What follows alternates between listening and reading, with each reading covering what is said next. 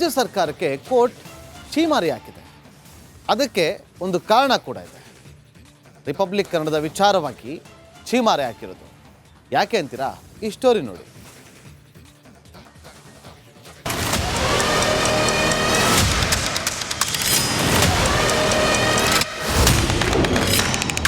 ಕಾಂಗ್ರೆಸ್ ಸರ್ಕಾರಕ್ಕೆ ಹೈಕೋರ್ಟ್ ಛೀಮಾರಿ. ಅರ್ನಬ್ ಗೋಸ್ವಾಮಿ ವಿರುದ್ಧ ಕೇಸ್ ಹಾಕಿದ್ದಕ್ಕೆ ಗರಂ. ರಿಪಬ್ಲಿಕ್ ವಿರುದ್ಧದ ಕೇಸ್ ಖುಲಾಸೆ, ಸರ್ಕಾರಕ್ಕೆ ಮುಖಭಂಗ. ಕುತಂತ್ರ. ರಿಪಬ್ಲಿಕ್ ಕನ್ನಡದ ವಿರುದ್ಧ ಸೇಡಿನ ರಾಜಕೀಯ. ಇದ್ದಿದ್ದನ್ನ ಇದ್ದಂಗೆ ಹೇಳ್ತಿರೋದಕ್ಕೆ ಅಸಹನೆ. ಎಸ್, ಕನ್ನಡ ಮಾಧ್ಯಮ ಲೋಕದಲ್ಲಿ ದಿಟ್ಟ ನೇರವಂತಿಕೆಯ ವರದಿ ಮಾಡ್ತಾ ಇರುವಂತಹ ರಿಪಬ್ಲಿಕ್ ಕನ್ನಡದ ವಿರುದ್ಧ ಷಡ್ಯಂತ್ರದ ಚಕ್ರವ್ಯೂಹವನ್ನೇ ರಚಿಸಲಾಗಿದೆ. ಇದೀಗ ಹೈಕೋರ್ಟ್ ಇಂತಹ ಕೀಳು ರಾಜಕೀಯವನ್ನ ಬಟಾಬಯಲು ಮಾಡಿದೆ.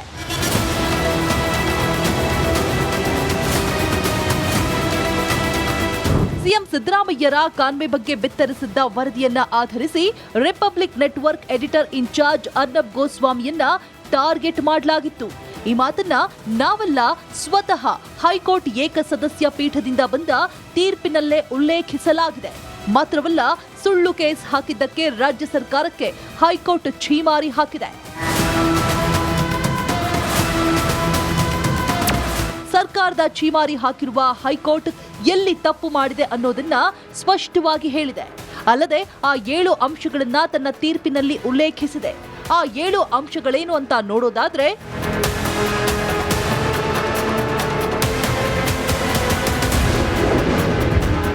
ರಾಜ್ಯ ಸರ್ಕಾರಕ್ಕೆ ಛೀಮಾರಿ. ಅರ್ನಬ್ ಗೋಸ್ವಾಮಿ ಎಂಬ ಒಂದೇ ಕಾರಣಕ್ಕೆ ಅರ್ನಬ್ ವಿರುದ್ಧ ಕೇಸ್ ದಾಖಲಿಸಲಾಗಿದೆ. ಅರ್ನಬ್ ಅವರು ಆ ಸುದ್ದಿಯನ್ನ ಓದಿಲ್ಲ, ಆ ಸುದ್ದಿಯಲ್ಲಿ ಭಾಗಿಯಾಗಿಲ್ಲ. ಹಳೆಯ ಸೇಡು ತೀರಿಸಿಕೊಳ್ಳುವುದಕ್ಕೆ ಸುಳ್ಳು ಕೇಸ್ ಹಾಕಲಾಗಿದ್ದು, ದೂರಿನ ಉದ್ದಕ್ಕೂ ಅಜಾಗರೂಕತೆ ಎದ್ದು ಕಾಣ್ತಾ ಇದೆ. ಅರ್ನಬ್ ಅವರು ಪ್ರಜಾಪ್ರಭುತ್ವದ 4ನೇ ಅಂಗದ ಪ್ರಖ್ಯಾತ ವ್ಯಕ್ತಿ ಎಂಬ ಕಾರಣಕ್ಕೆ ಕೇಸ್ ಹಾಕಲಾಗಿದೆ. ಪಂಗಡಗಳ ನಡುವೆ ದ್ವೇಷ ಬಿತ್ತುವ ಹೇಳಿಕೆಯನ್ನ ಅರ್ನಬ್ ಅವರು ನೀಡಿಲ್ಲ. ಅರ್ನಬ್ ಗೋಸ್ವಾಮಿ ಅವರು ಯಾವುದೇ ತಪ್ಪನ್ನ ಮಾಡಿಲ್ಲ. ಅರ್ನಬ್ ಅವರು ಮಾಡಿದ ತಪ್ಪೇನು ಅನ್ನೋದಕ್ಕೆ ಸರ್ಕಾರದ ವಕೀಲರ ಬಳಿ ಉತ್ತರವೇ ಇಲ್ಲ ಅಂತ ಕೋರ್ಟ್ ತೀರ್ಪಿನಲ್ಲಿ ಉಲ್ಲೇಖವಾಗಿದೆ. Republic media network editor in chief Arnab Goswami ವಿರುದ್ಧ ದಾಖಲಾಗಿದ್ದ ಕೇಸನ್ನ ಹೈಕೋರ್ಟ್ ಖುಲಾಸೆ ಮಾಡಿದೆ. ಸುಮ್ಮನೆ ರಿಪಬ್ಲಿಕ್ ಕನ್ನಡದ ಮೇಲೆ ಆರೋಪ ಹೊರಿಸಿದ್ದವರನ್ನ ತರಾಟೆಗೆ ತೆಗೆದುಕೊಂಡಿದೆ. ಇದು ರಿಪಬ್ಲಿಕ್ ಕನ್ನಡಕ್ಕೆ ಸಿಕ್ಕ ಅತಿ ದೊಡ್ಡ ಗೆಲುವಾಗಿದೆ. ರಿಪಬ್ಲಿಕ್ ಎಂದೆಂದಿಗೂ ಜನರ ಪರವಾಗಿರುತ್ತದೆ. Nagaraj, crime bureau, Republic Kannada. ರಾಜ್ಯ ಸರ್ಕಾರಕ್ಕೆ ಕೋರ್ಟ್ ಛೀಮಾರಿ ಹಾಕಿದೆ. ಅದಕ್ಕೆ ಒಂದು ಕಾರಣ ಕೂಡ ಇದೆ. ರಿಪಬ್ಲಿಕ್ ಕನ್ನಡದ ವಿಚಾರವಾಗಿ ಛೀಮಾರಿ ಹಾಕಿರೋದು ಯಾಕೆ ಅಂತೀರಾ? ಈ ಸ್ಟೋರಿ ನೋಡಿ.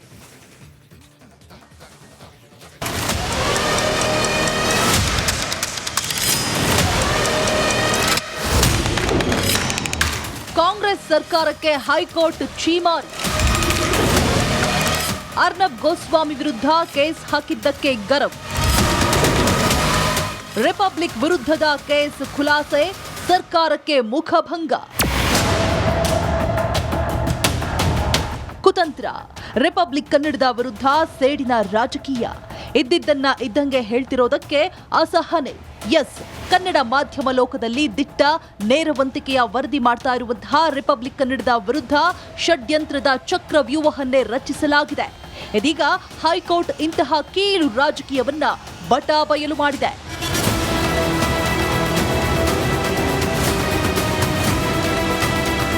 ಸಿಎಂ ಸಿದ್ದರಾಮಯ್ಯರ ಕಾನ್ವೆ ಬಗ್ಗೆ ಬಿತ್ತರಿಸಿದ್ದ ವರದಿಯನ್ನ ಆಧರಿಸಿ Republic network editor incharge Arnab ಗೋಸ್ವಾಮಿಯನ್ನ ಟಾರ್ಗೆಟ್ ಮಾಡಲಾಗಿತ್ತು.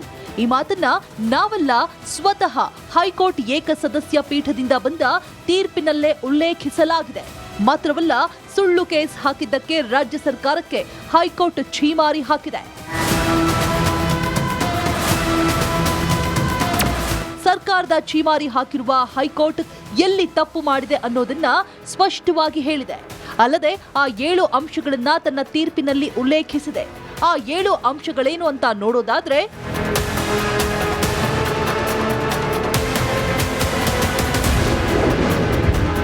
ರಾಜ್ಯ ಸರ್ಕಾರಕ್ಕೆ ಛೀಮಾರಿ. ಅರ್ನಬ್ ಗೋಸ್ವಾಮಿ ಎಂಬ ಒಂದೇ ಕಾರಣಕ್ಕೆ ಅರ್ನಬ್ ವಿರುದ್ಧ ಕೇಸ್ ದಾಖಲಿಸಲಾಗಿದೆ.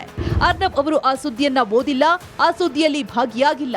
ಹಳೆಯ ಸೇಡು ತೀರಿಸಿಕೊಳ್ಳುವುದಕ್ಕೆ ಸುಳ್ಳು ಕೇಸ್ ಹಾಕಲಾಗಿದ್ದು, ದೂರಿನ ಉದ್ದಕ್ಕೂ ಅಜಾಗರೂಕತೆ ಎದ್ದು ಕಾಣ್ತಾ ಇದೆ.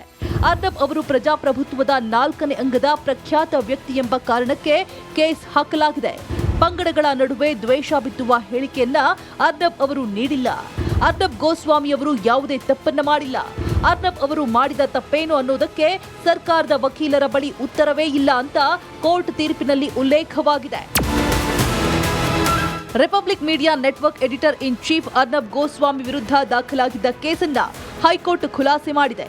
ಸುಖಾಸುಮ್ಮನೆ ರಿಪಬ್ಲಿಕ್ ಕನ್ನಡದ ಮೇಲೆ ಆರೋಪ ಹೊರಿಸಿದ್ದವರನ್ನ ತರಾಟೆಗೆ ತೆಗೆದುಕೊಂಡಿದೆ. ಇದು ರಿಪಬ್ಲಿಕ್ ಕನ್ನಡಕ್ಕೆ ಸಿಕ್ಕ ಅತಿ ದೊಡ್ಡ ಗೆಲುವಾಗಿದೆ. ರಿಪಬ್ಲಿಕ್ ಎಂದೆಂದಿಗೂ ಜನರ ಪರವಾಗಿರುತ್ತದೆ. Nagaraj, crime bureau, Republic Kannada. ರಾಜ್ಯ ಸರ್ಕಾರಕ್ಕೆ ಕೋರ್ಟ್ ಛೀಮಾರಿ ಹಾಕಿದೆ. ಅದಕ್ಕೆ ಒಂದು ಕಾರಣ ಕೂಡ ಇದೆ. ರಿಪಬ್ಲಿಕ್ ಕನ್ನಡದ ವಿಚಾರವಾಗಿ ಛೀಮಾರಿ ಹಾಕಿರೋದು ಯಾಕೆ ಅಂತೀರಾ? ಈ ಸ್ಟೋರಿ ನೋಡಿ.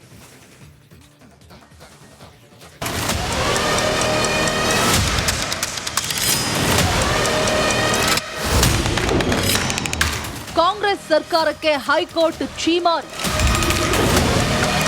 ಅರ್ನಬ್ ಗೋಸ್ವಾಮಿ ವಿರುದ್ಧ ಕೇಸ್ ಹಾಕಿದ್ದಕ್ಕೆ ಗರಂ. ರಿಪಬ್ಲಿಕ್ ವಿರುದ್ಧದ ಕೇಸ್ ಖುಲಾಸೆ, ಸರ್ಕಾರಕ್ಕೆ ಮುಖಭಂಗ. ಕುತಂತ್ರ. ರಿಪಬ್ಲಿಕ್ ಕನ್ನಡದ ವಿರುದ್ಧ ಸೇಡಿನ ರಾಜಕೀಯ. ಇದ್ದಿದ್ದನ್ನ ಇದ್ದಂಗೆ ಹೇಳ್ತಿರೋದಕ್ಕೆ ಅಸಹನೆ. ಎಸ್, ಕನ್ನಡ ಮಾಧ್ಯಮ ಲೋಕದಲ್ಲಿ ದಿಟ್ಟ ನೇರವಂತಿಕೆಯ ವರದಿ ಮಾಡ್ತಾ ಇರುವಂತಹ ರಿಪಬ್ಲಿಕ್ ಕನ್ನಡದ ವಿರುದ್ಧ ಷಡ್ಯಂತ್ರದ ಚಕ್ರವ್ಯೂಹವನ್ನೇ ರಚಿಸಲಾಗಿದೆ. ಇದೀಗ ಹೈಕೋರ್ಟ್ ಇಂತಹ ಕೀಳು ರಾಜಕೀಯವನ್ನ ಬಟಾಬಯಲು ಮಾಡಿದೆ.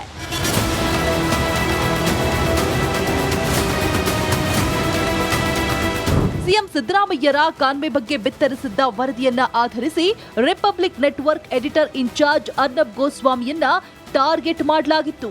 ಈ ಮಾತನ್ನ ನಾವಲ್ಲ, ಸ್ವತಃ ಹೈಕೋರ್ಟ್ ಏಕಸದಸ್ಯ ಪೀಠದಿಂದ ಬಂದ ತೀರ್ಪಿನಲ್ಲೇ ಉಲ್ಲೇಖಿಸಲಾಗಿದೆ. ಮಾತ್ರವಲ್ಲ, ಸುಳ್ಳು ಕೇಸ್ ಹಾಕಿದ್ದಕ್ಕೆ ರಾಜ್ಯ ಸರ್ಕಾರಕ್ಕೆ ಹೈಕೋರ್ಟ್ ಛೀಮಾರಿ ಹಾಕಿದೆ. ಸರ್ಕಾರದ ಛೀಮಾರಿ ಹಾಕಿರುವ ಹೈಕೋರ್ಟ್ ಎಲ್ಲಿ ತಪ್ಪು ಮಾಡಿದೆ ಅನ್ನೋದನ್ನ ಸ್ಪಷ್ಟವಾಗಿ ಹೇಳಿದೆ. ಅಲ್ಲದೆ ಆ 7 ಅಂಶಗಳನ್ನ ತನ್ನ ತೀರ್ಪಿನಲ್ಲಿ ಉಲ್ಲೇಖಿಸಿದೆ. ಆ 7 ಅಂಶಗಳೇನು ಅಂತ ನೋಡೋದಾದ್ರೆ,